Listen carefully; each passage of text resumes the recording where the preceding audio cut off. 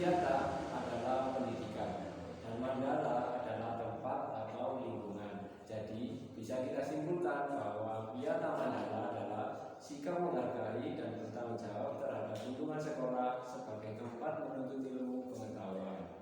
Unsur-unsur wiyata mandala: yang pertama, sekolah merupakan lingkungan pendidikan. Yang kedua, kepala sekolah mempunyai wewenang dan tanggung jawab penuh atas penyelenggaraan pendidikan dalam lingkungan sekolah. Yang ketiga, antara guru dan orang tua siswa harus ada saling pengertian dan kerjasama erat untuk mengemban tugas pendidikan. Yang keempat, warga sekolah di dalam maupun di luar sekolah harus menjunjung tinggi martabat dan citra guru. Yang terakhir, sekolah harus bertumpu pada masyarakat sekitar dan mendukung antar warga. Bisa saya lanjutkan? Untuk sekolah dan fungsinya, apa sih itu sekolah? Sekolah adalah merupakan tempat penyelenggaraan KBM, menanamkan dan mengembangkan berbagai nilai ilmu pengetahuan, teknologi, dan keterampilan. Sekolah merupakan lembaga pendidikan formal tempat berlangsungnya KBM untuk membina dan mengembangkan. Apa? Yang pertama, 1. Ilmu pengetahuan dan teknologi. 2. Pandangan hidup atau kepribadian. 3. Hubungan antara manusia dengan lingkungan atau manusia dengan Tuhannya. Yang terakhir, kemampuan berkarya.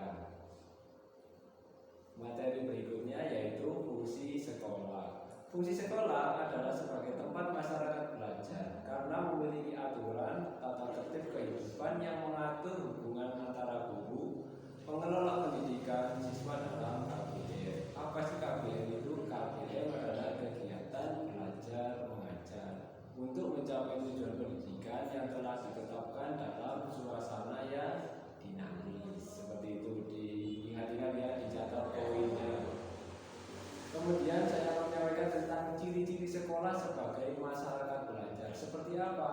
Yang pertama, ada guru dan siswa. Timbul KBM yang tertib. Yang kedua, tercapainya masyarakat yang sadar mau belajar dan bekerja keras. Yang nomor 3, terbentuknya manusia Indonesia seutuhnya. Berikutnya, prinsip sekolah. Bagaimana prinsip sekolah di Wiyata Mandala itu? Sekolah sebagai Wiyata Mandala selain harus bertumpu pada masyarakat sekitarnya, juga harus mencegah masuknya paham, sikap dan perbuatannya secara sadar ataupun tidak menimbulkan pertentangan antar sesama. Untuk itu, sekolah memiliki prinsip-prinsip sebagai berikut. Yang pertama, sekolah sebagai wadah lembaga yang memberikan bekal hidup. Yang kedua, sekolah sebagai lembaga dengan pelayanan yang adil merata bagi stakeholdernya. Hal tersebut bisa berupa pemerataan kesempatan mendapatkan transfer of knowledge maupun transfer of experience dengan tanpa membedakan. Berikutnya, sekolah sebagai lembaga pengembang bakat dan minat siswa. 5. Sekolah sebagai lembaga pembinaan potensi di luar intelijensi, peningkatan kemampuan intelektual, emosional maupun kemampuan-kemampuan yang lain. Sekolah mengembangkan kemampuan emosional dan sosial, kemampuan berkomunikasi dan berinteraksi, kemampuan bekerjasama dalam kelompok. Berikutnya, sekolah sebagai wahana mengembangkan sikap dan watak. Berikutnya, sekolah sebagai wahana pendewasaan diri. Yang terakhir, sekolah sebagai bagian dari masyarakat belajar atau learning society. Sekolah bukan hanya sebagai tempat pembelajaran bagi peserta didik, namun juga sebagai sekolah sebagai pusat pembelajaran bagi masyarakat di lingkungan sekitar. Penggunaan sekolah, nah ini sering terjadi dan penting untuk saya sampaikan. Penggunaan sekolah sebagai suatu lembaga pendidikan yang diperuntukkan sebagai tempat proses kegiatan belajar mengajar tidak diperbolehkan dijadikan sebagai tempat apa saja. Yang pertama,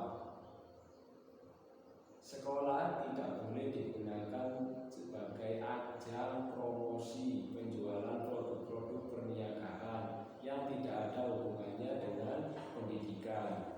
Yang kedua, sekolah merupakan lingkungan bebas rokok bagi semua pihak. Jadi di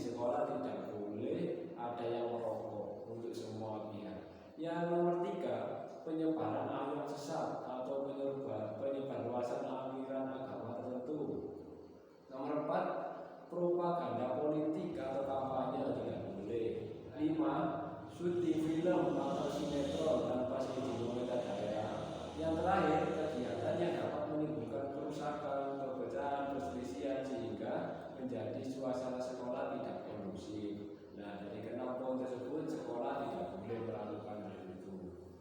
Berikutnya, tugas, wewenang dan tanggung jawab kepala sekolah dalam hal pelaksanaan Wiyata Mandala. Kepala sekolah sebagai pimpinan utama bertugas dan bertanggung jawab memimpin penyelenggaraan belajar mengajar serta membina pendidik dan tenaga kependidikan. Apa tugas kepala sekolah? Yang pertama, melaksanakan program yang telah disusun. 2.